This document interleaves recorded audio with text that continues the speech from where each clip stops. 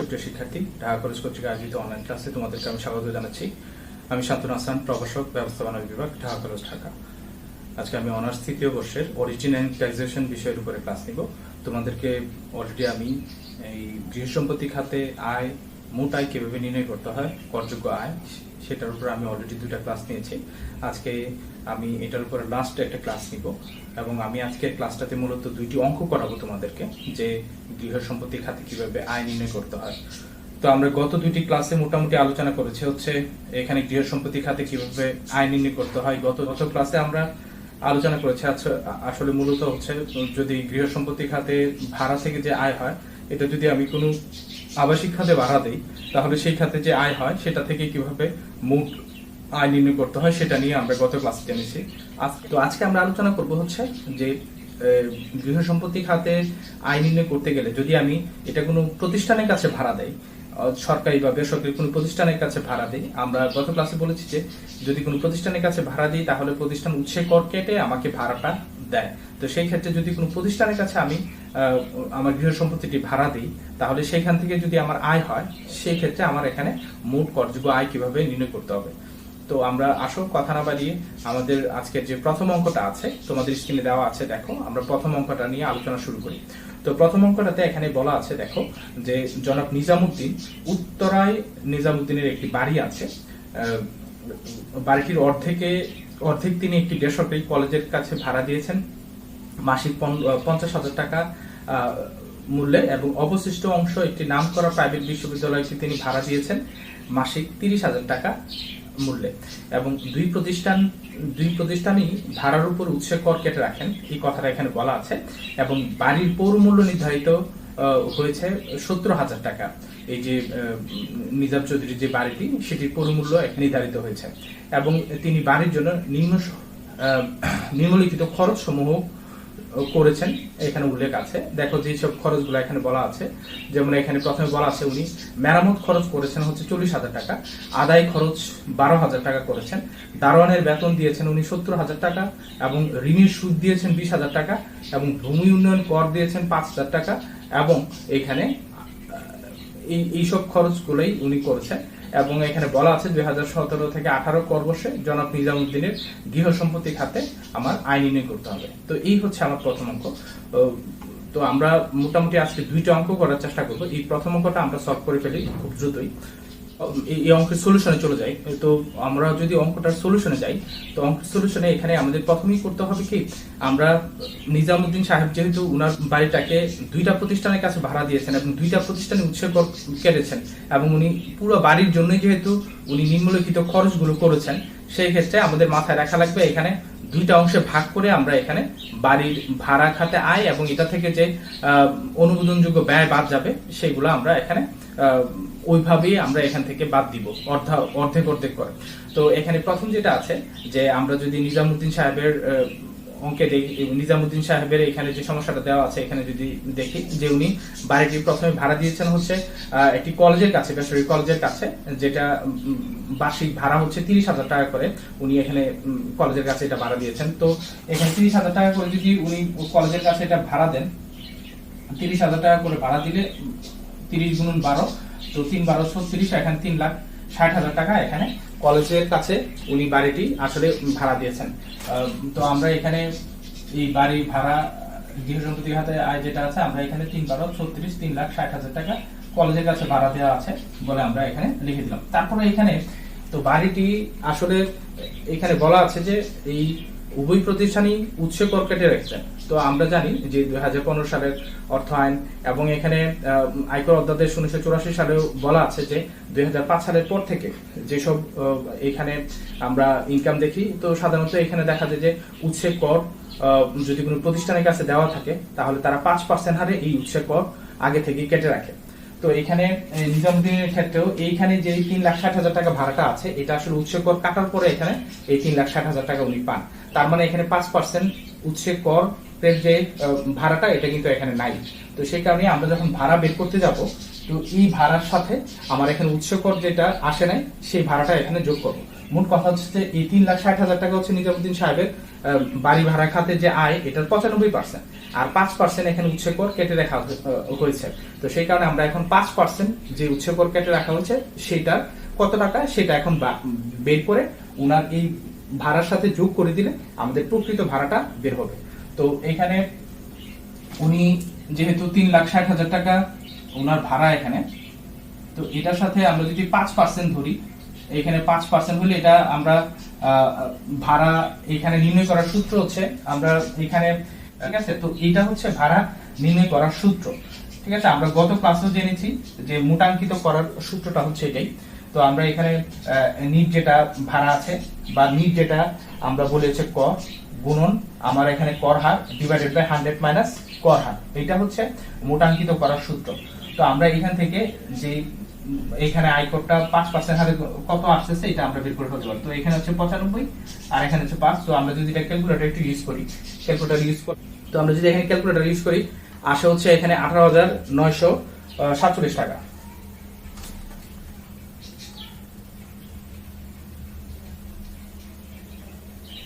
তো এই 18,947 টাকা যেটা আছে, এই 18,947 টাকা হচ্ছে উনার এইখানে আমরা উৎসের কর যেটা আছে সেটা 5% হারে। তো এই উৎসের করটা আমরা এখানে যোগ করে দিব। তো যোগ করে দিলে আমাদের এখানে ভাড়া খাতে মোট আয়টা বের হবে। তো 3,60,000 টাকার সাথে আমরা এখানে যোগ করব হচ্ছে 18,947 টাকা।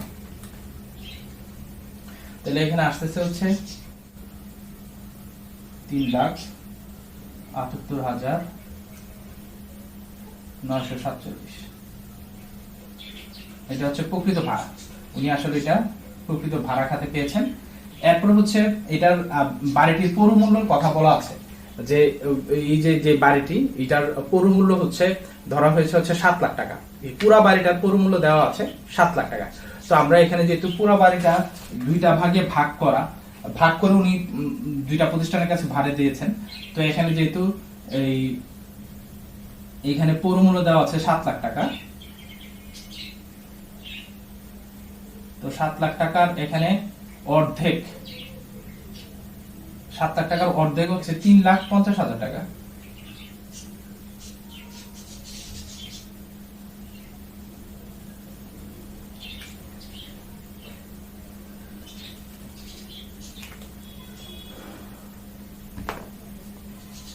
তো 3,50,000 টাকা আসলে এখানে 3,50,000 টাকা আর 3,78,947 টাকা, এই দুইটার ভিতরে যেটা বড় সেটাই হচ্ছে এখানে বার্ষিক মূল্য। তো আমরা এখানে দেখতেছি বড়টা হচ্ছে 3,78,947 টাকা, এটাই হচ্ছে বাড়িটির বার্ষিক মূল্য। তো আমরা এখানে উৎসকরটা যোগ করে বাড়িটির থেকে উনি যে বার্ষিক ভাড়া পাচ্ছিলেন ওইটার সাথে উৎসকরটা যোগ করার পরে প্রকৃত মূল্য বের করলাম, এবং প্রকৃত মূল্যের সাথে পৌর মূল্য যেটা আছে এটা তুলনা করে এখানে আমরা দেখতেছি যে প্রকৃত ভাড়া যেটা আছে সেটাই পৌর মূল্য থেকে বেশি। সেই কারণে আমরা এখানে প্রকৃত মূল্য যেটা আছে সেটাকেই আমরা এখানে বার্ষিক মূল্য, মানে যেটা বড় সেটাকে আমরা এখানে বার্ষিক মূল্য হিসাবে এখানে সেকেন্ড টাকার কলামে দেখালাম। তো এটা হচ্ছে আমাদের প্রথম কাজ। এরপরে আমরা চলে যাব হচ্ছে এখানে ওনার অনুমোদনযোগ্য যে খরচগুলো আছে সেগুলো আমরা এখন একটু অন্তর্ভুক্ত করে ফেলবো। তো এখানে উনি এখানে অঙ্কে দেওয়া আছে, দেখো আমরা একটু অঙ্কটা এখানে সাইড স্ক্রিনে দিয়ে দিব। তো অঙ্কে দেওয়া আছে, দেখো এখানে অনুমোদনযোগ্য খরচের ভিতরে, তো আমরা প্রথমেই যেটা করে ফেলবো অনুমোদনযোগ্য খরচের ভিতরে সেটা হচ্ছে মেরামত এবং রক্ষণাবেক্ষণ খরচ। তো মেরামত এবং রক্ষণাবেক্ষণ খরচটা আমরা এখানে লিখেছি। মেরামত এবং রক্ষণাবেক্ষণ খরচটা সবসময় যে বার্ষিক মূল্যটা বের হয়, এই বার্ষিক মূল্য আমরা আবাসিক যদি খাতে উনি ভাড়া দিতেন তাহলে দেখা যাচ্ছে 25%, আর উনি যেহেতু এখন ব্যবসায়িক উদ্দেশ্যে ভাড়া দিয়েছেন সেহেতু এখানে মেরামত এবং রক্ষণাবেক্ষণ খরচ এই বার্ষিক মূল্যের 30% হারে উনি পাবেন। তো এই 3,78,947 টাকা যদি আমি 30%, এখানে 1,13,684 টাকা, মেরামত রক্ষণাবেক্ষণ খরচ হিসেবে আসতেছে হচ্ছে 1,13,684 টাকা। হ্যাঁ, 1,13,684 টাকা মেরামত এবং রক্ষণাবেক্ষণ খরচ হিসাবে এখানে আমরা 30% বাড়ি ভাড়ার 30% হিসাবে এখানে দেখালাম। এবং এখানে অঙ্কে যদি তোমরা যাও, অঙ্কে কিন্তু এখানে বলা আছে মেরামত খরচ হচ্ছে 40,000 টাকা। এবং এখানে আদায় খরচ 12,000 টাকা, দারোয়ানের বেতন 7,000 টাকা। তো সবগুলোই কিন্তু এখানে মেরামত এবং রক্ষণাবেক্ষণ খরচে এইগুলা অন্তর্ভুক্ত হয়ে গেছে। তো সেই কারণে এইগুলাকে ডাবল এন্ট্রি এখানে দেওয়ার প্রয়োজন নাই, অথবা এগুলোকে ডাবল এন্ট্রি দেওয়া যাবে না। তো সেই কারণে মেরামত খরচ 40,000, আদায় খরচ 12,000 এবং দারোয়ানের খরচ 7,000 সবগুলোই এখানে এটার ভিতরে মেরামত এবং রক্ষণাবেক্ষণ খরচ যে 30% আমরা ধরেছি এটার ভিতরে অন্তর্ভুক্ত। তো সেই কারণে এটাকে এই খরচগুলো ডাবল আসবে না। এরপরে যেটা আছে খরচ যেটা আছে দেখো, আমরা এখানে ঋণের সুদ 20,000 টাকা দেওয়া আছে এবং ভূমি উন্নয়ন কর 5,000 টাকা দেওয়া আছে। তো সেই কারণে আমরা এখানে ঋণের সুদ যেহেতু 20,000 টাকা দেওয়া আছে, 20,000 টাকার অর্ধেক ঋণের সুদ 20,000 টাকার অর্ধেক যেটা আছে, আমরা এই 20,000 টাকার অর্ধেক 10,000 টাকা অনুমোদনযোগ্য খরচ এবং ভূমি উন্নয়ন কর, এখানে ভূমি উন্নয়ন কর দেওয়া আছে 5,000 টাকা। তো ভূমি উন্নয়ন কর যেহেতু 5,000 টাকা দেওয়া আছে, 5,000 টাকার অর্ধেক হচ্ছে 2,500 টাকা ভূমি উন্নয়ন কর হিসাবে এখানে আসবে। তো এই হচ্ছে আমার এখানে অনুমোদনযোগ্য খরচ। এই সবগুলো অনুমোদনযোগ্য খরচ আমি এখন যোগ করে দিব। তো এখানে সবগুলো অনুমোদনযোগ্য খরচ যদি আমি যোগ করি, তো আমার এখানে আসতেছে হচ্ছে 1,26,184 টাকা। তো 1,26,184 টাকা। তো এই অনুমোদনযোগ্য খরচ যেটা আছে 1,20,184 টাকা, এটা বার্ষিক ভাড়া যে মূল্য আছে সেটা থেকে বাদ যাবে। তো এটা থেকে আমরা এখন বার্ষিক ভাড়ার যে মূল্যটা আছে এটা আমি বাদ দিব। তো 1,12,184 থেকে আমি এটা অনুমোদনযোগ্য খরচ, এটা থেকে যদি আমি বার্ষিক মূল্যটা বাদ দেই 3,78,947 টাকা যদি আমি বাদ দেই, তাহলে এখানে আসে হচ্ছে 2,52,763 টাকা আসে। 2,52,763 টাকা। তো এটাই হচ্ছে আমার এখানে এই প্রথম যে কলেজের কাছে আমি যে বাড়িটি ভাড়া দিয়েছিলাম, বাড়িটি যে অংশ, এইটার খাতে এখানে আয় হচ্ছে এই 2,52,763 টাকা। তো প্রথম অংশের কাজ আমাদের শেষ, এখন আমরা দ্বিতীয় অংশে চলে যাব। দ্বিতীয়, এটি প্রাইভেট বিশ্ববিদ্যালয়ের কাছে মাসিক 35,000 টাকা বাড়ি ভাড়া উনি দিয়েছেন। 35,000 টাকা করে যদি প্রাইভেট বিশ্ববিদ্যালয়ের কাছে ভাড়া দেন, তাহলে এখানে 35,000 গুণন 12, 35,000 গুণন 12 আসতেছে হচ্ছে 35,000 গুণন 12, টোটাল আসবে হচ্ছে 4,20,000 টাকা। এই 4,20,000 টাকা উনি বিশ্ববিদ্যালয়ের কাছে ভাড়া দিয়ে বাৎসরিক এই আয়টা উনি পান। কিন্তু এই আয়টা হচ্ছে 4,20,000 টাকা যে আয়টা, এটা হচ্ছে এই বাড়ি ভাড়া 95% থেকে আমি 100% ভাড়াটা আমার দেখাই দেবে। তো 5% ভাড়া যেটা উচ্ছেদ কর কেটে রাখছে সেটা বের করার নিয়ম হচ্ছে যে আমরা এখানে সূত্র দেখাইলাম, যে এখানে সূত্র একই সূত্র, জাস্ট আমরা এখানে 4,20,000 টাকা 4,20,000 টাকা এবং উচ্ছেদ কর যেহেতু 5% হারে, আমরা যদি এটাকে এভাবে করি তাহলে এখানে আসে হচ্ছে কত দেখো। তো এখানে আসতেছে হচ্ছে তোমার 22,105 টাকা। তো এখানে আমরা 22,105 টাকা যদি আমি অ্যাড করে দিই, তাহলে আমার এখানে আসবে হচ্ছে 4,42,105 টাকা। তো এই 4,42,105 টাকা হচ্ছে আমার এখানে এই বাড়ি থেকে আমার প্রকৃত যে ভাড়া, এই প্রকৃত ভাড়াটা হচ্ছে 4,42,105 টাকা। তো এই 4,42,105 টাকা এটা যেহেতু প্রকৃত ভাড়া, আমরা এখানে অঙ্কে দেওয়া আছে যে বাড়িটির পৌরমূল্য হচ্ছে 7 লাখ টাকা। তো পৌরমূল্য যদি 7 লাখ টাকা হয়, আমরা উপরেও দেখিয়েছি যে বাড়িটির পৌরমূল্য যদি এখানে 7 লাখ টাকা হয়, যেহেতু দুইটা প্রতিষ্ঠানের কাছে এটা ভাড়া দেওয়া, তো এটার অর্ধেকাংশ হচ্ছে 3,50,000 টাকা। তো যেটি বড়, আমরা বলেছি যেটা বড় সেটাই হচ্ছে বার্ষিক মূল্য। তো সেই কারণে এখানে বার্ষিক মূল্য আসবে হচ্ছে এখানে 4,42,105 টাকা হচ্ছে এখানে বার্ষিক মূল্য। তো এই বার্ষিক মূল্য থেকেই আমার এখন অনুমোদনযোগ্য যে খরচগুলো আছে সেগুলো বাদ দিতে হবে। তো বার্ষিক মূল্য থেকে অনুমোদনযোগ্য খরচগুলো বাদ যাবে। তো অনুমোদনযোগ্য খরচগুলো কি কি আছে? প্রথমে আছে রক্ষণাবেক্ষণ, মেরামত রক্ষণাবেক্ষণ খরচ, এটা যেহেতু বাণিজ্যিক উদ্দেশ্যে ভাড়া দেওয়া, এইটা হচ্ছে 30% হবে, ঠিক আছে, বার্ষিক মূল্যের 30%।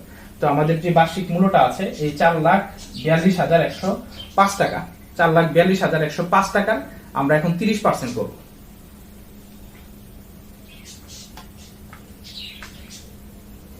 4,42,105 টাকা আমরা 30% বার্ষিক মূল্য বের করব। 30% বার্ষিক মূল্য এখানে বের করলে এখানে দেখো বার্ষিক মূল্য আসতেছে হচ্ছে 1,32,632 টাকা।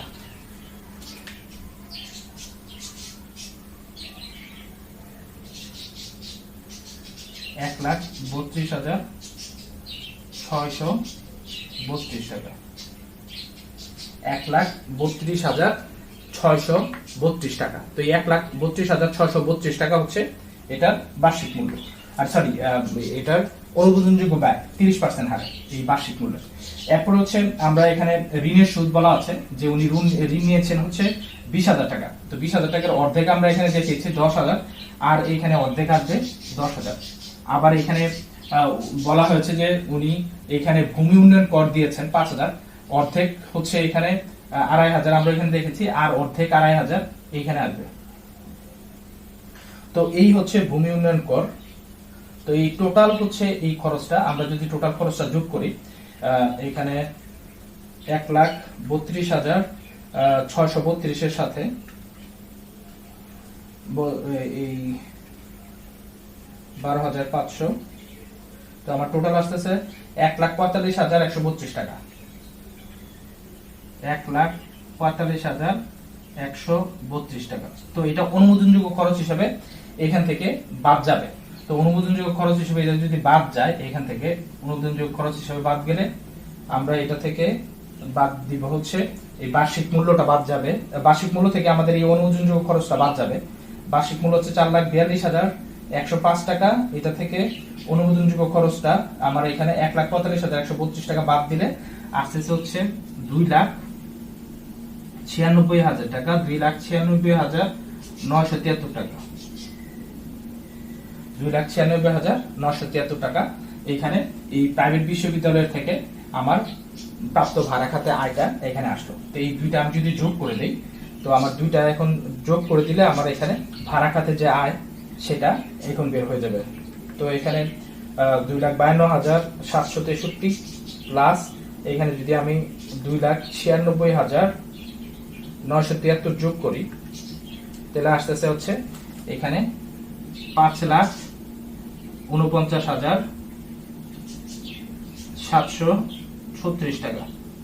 5,49,736 টাকা যেটা আছে, এটাই হচ্ছে এখানে আমরা বলবো যে গৃহ সম্পত্তির করযোগ্য আয়। এই নিজামউদ্দিন সাহেবের গৃহ সম্পত্তির করযোগ্য আয় হচ্ছে 5,49,763 টাকা। তো এইভাবে কিন্তু আমরা সহজেই, যদি এখানে কোনো বেসরকারি প্রতিষ্ঠানের কাছে অথবা কোনো প্রতিষ্ঠানের কাছে, যদি সরকারি হোক বেসরকারি হোক যে কোনো ধরনের প্রতিষ্ঠানের কাছে যদি এটা ভাড়া দেওয়া হয় এবং যদি বলা থাকে এখানে উৎসব কর কর্তন করেছেন, তাহলে কিন্তু আমাদের এইভাবে মোটাঙ্কিত করে আমাদের 95%টা হচ্ছে যেটা আমরা সরাসরি দেওয়া থাকবে ওইটা, এবং 5%টা আমাদের এইভাবে আমরা বের করে নিতে হবে। তো এই 5% বের করে আমাদের টোটালটা যোগ করে দিলে আমরা প্রকৃত ভাড়া পাবো। তো এই প্রকৃত ভাড়া পৌরমূল্য এই দুইটার ভিতরে যেটা বড় সেটাই হচ্ছে আমাদের এখানে বার্ষিক মূল্য। এবং বার্ষিক মূল্য থেকে আমরা অনুমোদনযোগ্য খরচগুলো বাদ দিব। অনুমোদনযোগ্য ক্ষেত্রে খেয়াল রাখতে হবে, যদি বাড়িটি অর্ধেক ভাড়া দেওয়া হয়, অর্ধাংশ প্রত্যেকটা খরচেরই অর্ধাংশ এখানে বাদ যাবে, পুরোটা এখানে বাদ যাবে না। আবার এখানে অনুমোদনযোগ্য খরচের ভিতরে মেরামত রক্ষণাবেক্ষণ খরচ 30%, এখানে যেহেতু এটা বাণিজ্যিক প্রতিষ্ঠানের কাছে ভাড়া দেওয়া আছে, মেরামত এবং রক্ষণাবেক্ষণ খরচ একটু বেশি এখানে অনুমোদনযোগ্য খরচ হিসেবে থাকবে, সেটা হচ্ছে 30%। ঠিক আছে। তো এইভাবে আমরা অঙ্কে আমরা অলরেডি দেখেছি যে আমরা কলেজের কাছে, বেসরকারি কলেজের কাছে ভাড়া দিয়ে উনি কিভাবে মোট আয় পেলেন, এবং এখানে বেসরকারি একটি বিশ্ববিদ্যালয়ের কাছে ভাড়া দিয়ে কিভাবে মোট আয় পেলেন, এই দুইটা আমরা যোগ করে এই উনার বাড়ি ভাড়া খাতে যে মোট আয় বা করযোগ্য আয় সেটা এইভাবে বের করে দেখাতে পারি। তো এই হচ্ছে আমাদের প্রথম অঙ্ক। প্রথম অঙ্ক শেষ হয়ে গেলে আমরা এখন চলে যাবো হচ্ছে আমাদের দ্বিতীয় অঙ্কতে। দ্বিতীয় অঙ্কটাও তোমরা একটু স্ক্রিনে দেখো, আমরা দেরি করব না, আমরা দ্বিতীয় অঙ্কটাও সলভ করার চেষ্টা করব যেহেতু সময় সংক্ষিপ্ত, আর এটাই আমাদের এই গৃহ সম্পত্তি খাতের লাস্ট ক্লাস। তো দ্বিতীয় অঙ্কটা আমরা এখন এটা একটু ইংলিশে, যদি অঙ্কটা আসে কিভাবে করতে হয় আমরা একটু ইংলিশে দেখবো, ঠিক আছে। এবং দ্বিতীয় অঙ্কটা আমরা পুরোটাই সলিউশনটা করব হচ্ছে ইংলিশে, যাতে তোমাদের যদি কোনো কারণে ম্যাথটা এখানে ইংলিশে দেওয়া থাকে, তাহলে যাতে তোমরা সহজে এটা সলভ করতে পারো। তো তোমাদের স্ক্রিনে এই যে অঙ্কটা প্রবলেমটা একটু পড়ো, যেটা ইংলিশে দেওয়া আছে। দেখো এখানে বলা আছে যে Mrs Farhana has house at Mohakhali C A, মানে commercial area with an area of 5,000 square feet, এবং he let out his house to a computer firm at an annual rent of taka 5,67,000. The municipal value of per square feet Mahakhali commercial area is taka 150 per square feet এর এখানে ভাড়াটা দেওয়া আছে 150 করে, এবং the following expenses were incurred during the income year, এবং এখানে কিছু খরচের কথা বলা আছে যে পুরো বছর হয়েছে, যেমন রিপেয়ার এক্সপেন্সেস টাকা 80,000, এবং সিটি কর্পোরেশন ট্যাক্স টাকা 20,000, and fire insurance premium taka 10,000, and D night guard salary taka 12,000, installation of electricity line taka 40,000. এখানে বলা আছে during the year Mrs. Farhana paid installment of loan to HSBC taka 77,500, principal amount is taka 50,000. তো এখানে উনি লোনের টাকা paid করেছেন 77,500 টাকা, কিন্তু এখানে প্রিন্সিপাল অ্যামাউন্ট বা মূল অ্যামাউন্টটা ছিল 50,000 টাকা। তো এখানে দুইটার পার্থক্যটা বোঝাই যাচ্ছে, এখানে ইন্টারেস্ট মিন করতেছে। এবং according to the agreement the owner bears the water and gas bills of the tenant which amount টাকা 20,000 ফর দ্য ইয়ার। যে এখানে চুক্তি অনুযায়ী এখানে পানি এবং গ্যাসের বিলটা এই টেনেন্ট বা বাসিন্দাদের যে গ্যাসের বিলটা আছে এটা বাড়িওয়ালা বহন করে। তো সেই কারণেই এখানে আমাদেরকে কাজ করতে হবে হচ্ছে compute the income from house property for the income year ended 13 June 2017। তো 2017 সালে আমাদের এখানে ইনকাম ইয়ার হলে এটার থেকে যে আয় হয়েছে সেটা আমাদের বের করতে হবে। তো এখানে বলা আছে ইনকাম ইয়ার হচ্ছে 2017। তো ইনকাম ইয়ার যদি 2017 হয় তাহলে আমার 2017 হয় তাহলে আমার এখানে ট্যাক্স ইয়ার হবে হচ্ছে এর পরের বছর, ইনকাম ইয়ারের ঠিক পরের বছরই হচ্ছে ট্যাক্স ইয়ার। তো সেই কারণে আমরা ট্যাক্স ইয়ার লিখেছি 2017-18, এবং আমরা ইংলিশে লিখবো হচ্ছে এখানে tax calculation from house hold property. এরপর আমরা এখানে পার্টিকুলার্স দিয়ে টাকা টাকা টাকা লিখবো। এরপরে আমরা এখানে income from house property section 24 and 5 লিখে আমরা হেডিং দিয়ে আমরা অঙ্কটা শুরু করে দিব।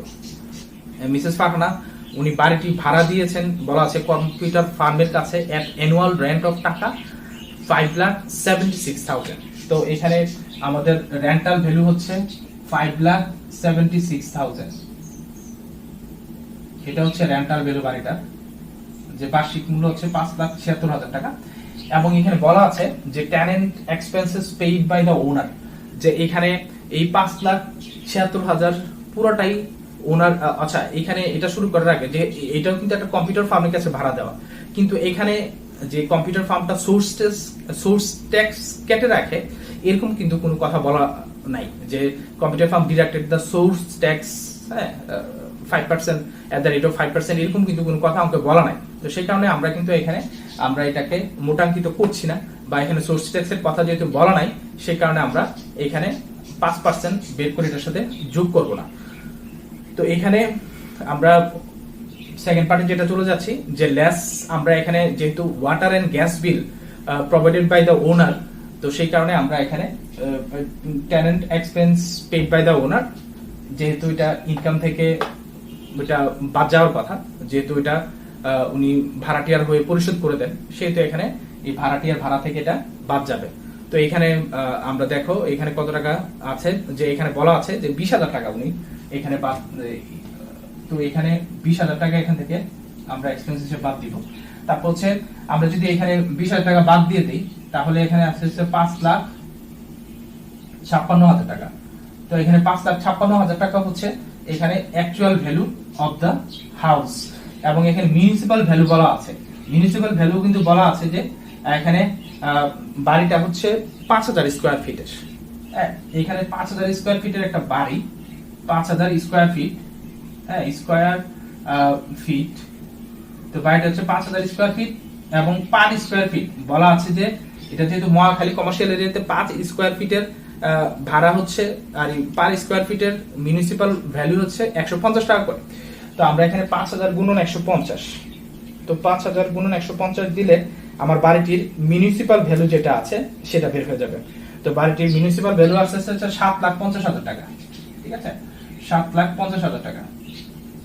এবং বাড়িটি কিন্তু উনি অন্য কোনো জায়গাতে আর ভাড়া দিচ্ছেন না, সেহেতু এই পুরা ভ্যালু যেটা আছে এটাই আমরা এখানে গ্রেটার ভ্যালু হিসাবে, আমরা যেহেতু বার্ষিক মূল্য নির্ণয়ের ক্ষেত্রে আমরা বলি যে প্রকৃত মূল্য এটার ভিতরে যেটা বড়, প্রকৃত মূল্য এবং পরমূল্যের ভিতরে যেটা বড় সেটাই আমরা এখানে অ্যানুয়াল ভ্যালু বা বার্ষিক ভ্যালু হিসেবে দেখাই। তো সেই কারণে 7,50,000 টাকা যেহেতু দুইটার ভিতরে বড়, তো সেই ক্ষেত্রে আমাদের এখানে অ্যানুয়াল ভ্যালু হায়ার ওয়ান হচ্ছে 7,50,000 টাকা। এটাই আমরা এখানে এইখান থেকে র্যান্ট খাতে ইনকাম হিসাবে দেখাবো। এরপরে হচ্ছে এখানে লেস হচ্ছে অ্যাডমিসিবল এক্সপেন্সেস বা অনুমোদনযোগ্য খরচগুলো আমরা এখন বাদ দিব। তো প্রথম যেটা আমরা বাদ দিই সেটা হচ্ছে রিপেয়ার এন্ড মেইনটেনেন্স, ঠিক আছে। রিপেয়ার এন্ড মেইনটেনেন্স এটা যেহেতু কমার্শিয়াল উদ্দেশ্যে দেওয়া, তো রিপেয়ার এন্ড মেইনটেনেন্স যেটা আছে, রিপেয়ার এন্ড মেইনটেনেন্সে এক্সপেন্সটা এখানে আমরা জানি অ্যানুয়াল ভ্যালু, যদি এটা কমার্শিয়াল উদ্দেশ্য হয় অ্যানুয়াল ভ্যালু 30%। তো রিপেয়ার এন্ড মেইনটেনেন্স এই 7,50,000 টাকার তুমি 30% বের করো। তো 7,50,000 টাকার 30% যদি আমরা বের করি, তো এখানে দেখো 30% এখানে আসে কত, তোমাদের অলরেডি অনেকে বের করে ফেলছো। তো এখানে আসতেছে হচ্ছে 2,25,000 টাকা। তো এখানে 2,25,000 টাকা তোমার এখানে রেন্টাল ভ্যালু হিসাবে, সরি রিপেয়ার এন্ড মেইনটেনেন্স 30% হিসাবে এখানে বার্ষিক মূল্য যেটা আছে অ্যানুয়াল ভ্যালু 30% হিসাবে 2,25,000 টাকা আসছে। তারপর যে সিটি কর্পোরেশন ট্যাক্সের কথা বলা আছে, যে বাড়িটি সিটি কর্পোরেশন ট্যাক্স প্রোভাইড করা হয়, এবং সিটি কর্পোরেশন ট্যাক্স বলা আছে যে 20,000 টাকা পার অ্যানাম বা অ্যানুয়ালি সিটি কর্পোরেশন ট্যাক্স 20,000 টাকা প্রদান করা হয়। এবং ফায়ার ইন্স্যুরেন্স প্রিমিয়াম, এখানে ফায়ার ইন্স্যুরেন্স প্রিমিয়ামের কথা বলা আছে যে ফায়ার ইন্স্যুরেন্স প্রিমিয়াম পেড করা হয় 10,000 টাকা। এবং এখানে আরেকটা বলা আছে যে ইন্টারেস্ট অন বরোড ফান্ড, এবং এখানে একটা কথা বলা আছে যে উনি যে Farhana paid instalment on the loan of HBFC house building finance কর্পোরেশনকে উনি 77,500 টাকা উনি পেইড করেছেন লোনের অ্যামাউন্ট হিসাবে। এবং এখানে বলা আছে যে লোনটা উনি নিয়েছিলেন হচ্ছে 50,000 টাকা। তাহলে এখানে উনি 50,000 টাকার সাথে অতিরিক্ত 77,500 টাকা যেহেতু এখানে টোটাল পেড করেছেন, 50,000 টাকার সাথে অতিরিক্ত পেড করেছেন উনি হচ্ছে এখানে 27,500 টাকা। তো এই 27,500 টাকাই হচ্ছে এখানে আমরা বলি হচ্ছে ইন্টারেস্ট। তো এখানে ইন্টারেস্ট অন বরোড ফান্ড, যে উনি 50,000 টাকা বড় করেছিলেন এবং পেড করেছেন হচ্ছে 77,500 টাকা। তো 77,500 বিয়োগ 50, তো এখানে আছে হচ্ছে 27,500 টাকা। এই 27,500 টাকাই হচ্ছে ওনার ইন্টারেস্ট অন বরোড ফান্ড। তো এই হচ্ছে টোটাল ওনার অ্যাডমিসিবল এক্সপেন্সেস। অঙ্কে এটাই বলা আছে, তবে অঙ্কে এখানে আরো দুটা খরচের কথা বলা ছিল, যেমন ইনস্টলেশন অফ ইলেকট্রিসিটি লাইন টাকা 40,000 এর কথা বলা আছে। কিন্তু এই যে installation expenses, electricity installation expenses এটা হচ্ছে ক্যাপিটাল এক্সপেন্ডিচার অথবা এটা মূলধন জাতীয় ব্যয়। তো সেই কারণে এখানে ইনস্টলেশন অফ ইলেকট্রিসিটি লাইন যে 40,000 আছে, এই 40,000 এখানে আসবে না। আমরা জানি এখানে অনুমোদনযোগ্য খরচ হিসাবে আমরা এখানে চলতি খরচগুলোই বাদ দেই, অনুমোদনযোগ্য খরচ হিসেবে কোনো মূলধন জাতীয় খরচকে এখানে অ্যালাউ করা হয় নাই বা এখানে অনুমোদনযোগ্য না।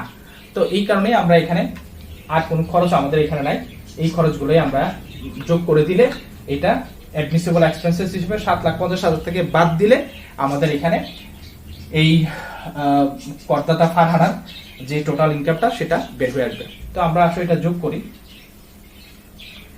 2,25,000 টাকা প্লাস হচ্ছে এখানে তোমার 57,500, তো এখানে 2,82,500। তো 2,82,500 যদি আমি 7,50,000 থেকে বাদ দিই, 7,50,000 টাকা হচ্ছে অ্যানুয়াল ভ্যালু, এটা থেকে আমি যদি 2,82,500 টাকা বাদ দিই তাহলে আসতেছে হচ্ছে 4,67,500 টাকা। তো 4 লাখ এই টোটাল ইনকামটা হচ্ছে এটা 4,67,500 টাকা, 4,67,500 টাকাই হচ্ছে এটা ওনার এই ফারহানার মিসেস ফারহানার এই যে টোটাল ইনকাম 4,67,500 এইভাবে আমরা বের করে ফেলতে পারি। তো এখানে আমরা কয়েকটা জিনিস যেটা মাথায় রাখা লাগবে, যে এখানে আমরা যেহেতু রিপেয়ার এবং মেইনটেনেন্স এক্সপেন্সটা 30% পেড করছি, তো আমরা এই কারণে কিন্তু এখানে এই খাতে যে খরচগুলো এখানে রিপেয়ার এক্সপেন্সের কথা বলা ছিল অঙ্কে, তো এটা কিন্তু আর এখানে আমরা দ্বিতীয়বার ইনক্লুড করি নাই, এটা আমি এই অঙ্কেও বলেছি, তো সেই কারণে আর এখানে বলছি না। এরপর আমরা এখানে ইলেকট্রিসিটি লাইনের যে ইনস্টলেশন খরচ যেটা আছে এটা কিন্তু এই অঙ্কে আমরা এক্সপেন্স হিসেবে আনি নাই, কারণ এটা ক্যাপিটাল এক্সপেন্সেস। এবং এখানে আমরা অ্যানুয়াল রেন্ট যেটা আছে 5,76,000 টাকা যেটা বলা আছে, এটাকে আমরা এখানে গ্রোস আপ করি নাই, কারণ এটা গ্রোস আপ হিসাবেই এখানে আছে, কারণ এখানে 5% ট্যাক্স ডিডাকশন অ্যাট সোর্স এই কথাটা বলা নেই, তো সেই কারণে আমরা এইটাই পুরোটাই দেখাই দিয়েছি। তো সেই কারণে আমরা এইভাবে অঙ্কটা করে ফেলছি, যে প্রথমে আমরা রেন্টাল ভ্যালুটা যেটা অঙ্কে দেওয়া আছে সেটা, এবং এখানে আমরা অঙ্কে যেটা বলা ছিল যে আমরা প্রিভিয়াস ক্লাসেই তোমাদেরকে বলেছিলাম যে মালিক কর্তৃক যদি ভাড়াটিয়ার কোনো খরচ বহন করা হয় তাহলে সেটা আয় থেকে এটা বাদ দিতে হয়, আবার ভাড়াটিয়া যদি মালিকের পক্ষ হয়ে কোনো খরচ বহন করে সেটা মালিকের এই যে প্রকৃত ভাড়ার যে মূল্যটা আছে এটার সাথে যোগ করতে হয়। তো এইভাবেই এখানে আমরা যেহেতু এখানে মালিক ভাড়াটিয়ার হয়ে পানি এবং বিদ্যুৎ বিল পরিশোধ করে দিয়েছেন, সেই কারণে এটা আমরা এখানে মালিকের আয় থেকে এটা বাদ দিয়ে আমরা অ্যাকচুয়াল যেই রেন্টাল ভ্যালু আছে সেটা বের করেছি। এবং এখানে মিউনিসিপাল ভ্যালুটা আমরা পার স্কোয়ার ফিটে দেওয়া ছিল, পার স্কোয়ার ফিট গুণন 105 টাকা যেটা দেওয়া আছে, এটা দিয়ে গুণ দিয়ে আমরা 7,50,000 টাকা বের করেছি। এবং এখানে অ্যাডমিসিবল এক্সপেন্স যেগুলো দেওয়া আছে, আমরা অ্যাডমিসিবল এক্সপেন্সের ভিতরে প্রথম যে এক্সপেন্সেসটা আছে খুবই important, repair and maintenance expenses. এটা আমরা বলেছি যে যেটা কমার্শিয়াল পারপাসে কোনো বিল্ডিং ভাড়া দেওয়া হয় অবশ্যই এখানে 30% বাদ যাবে। তো সেই কারণে আমরা এখানে অ্যানুয়াল যেই ভ্যালু আছে বাড়ি ভাড়ার সেটার এই বার্ষিক মূল্য থেকে 30% আমরা এখানে অনুমোদনযোগ্য খরচ হিসেবে দেখিয়েছি। এবং এখানে সিটি কর্পোরেশন ট্যাক্স, ইন্স্যুরেন্স এবং এখানে ইন্টারেস্ট অন বরোড ফান্ড যেটা আছে, যে বরোড ফান্ডটা যেহেতু 50,000 টাকা উনি বড় করেছিলেন বা ধার করেছিলেন ঋণ হিসাবে, কিন্তু দিয়েছেন হচ্ছে 77,500 টাকা, বাকিটা উনি ইন্টারেস্ট হিসাবে পেড করেছেন ব্যাংকে। তো সেই কারণে আমরা জানি যে যদি আমি লোন নিয়ে যদি বাড়ি করি বা বাড়ির কোনো কাজের জন্য যদি আমি লোন নেই, তো এই যে লোনের যে ইন্টারেস্টটা সেটা অনুমোদনযোগ্য ব্যয়, তো সেই কারণে এটা ইন্টারেস্ট অন বরোড ফান্ড অনুমোদনযোগ্য ব্যয় হিসাবে আমি এই যে এখানে যোগ করে দেখিয়েছি। এবং এই টোটাল যে খরচটা আছে এটা আমার এখানে অ্যানুয়াল ভ্যালু থেকে বাদ দিয়ে দিলাম, তারপরে এখানে মিসেস ফারহানার যে টোটাল ইনকামটা ট্যাক্সেবল ইনকাম সেটা বের হয়ে গেল। তো এইভাবেই আমরা যদি বাড়ি ভাড়া খাতে যদি আয় নির্ণয় করতে বলে বা এখানে করযোগ্য আয় নির্ণয় করতে বলে, যে কোনো অঙ্ক যদি আমাদেরকে দেওয়া হয়, আমরা মোটামুটি সবগুলো রুলসই শিখেছি এই 3টা ক্লাসে। তো আমি আশা করি যে তোমরা যদি এগুলো একটু খেয়াল করো বা আমার ভিডিওটা যদি একটু টেনে টেনে দেখো, তাহলে ইনশাল্লাহ তোমাদের এখানে কোনো প্রবলেম হবে না। তারপরে যদি তোমাদের কোনো প্রবলেম থাকে, তোমরা বইয়ে যদি কোনো প্রবলেম পাও, আমাকে মেসেজ করতে পারো এই ভিডিওর নিচে কমেন্ট করলে, আমি অবশ্যই সেটার কমেন্টে তোমাদের সলিউশন বা আনসারটা দেওয়ার চেষ্টা করব। তো এইভাবেই তোমরা যদি অঙ্কগুলো প্র্যাকটিস করতে থাকো, ঢাকা বিশ্ববিদ্যালয়ের যে প্রশ্নগুলো হয় তোমরা খুব সহজেই এটা আনসার করতে পারবা। তো আজকের ক্লাস আমি এখানেই শেষ করছি। তো পরবর্তী ক্লাসে তোমাদেরকে আমন্ত্রণ রইল। ধন্যবাদ সবাইকে।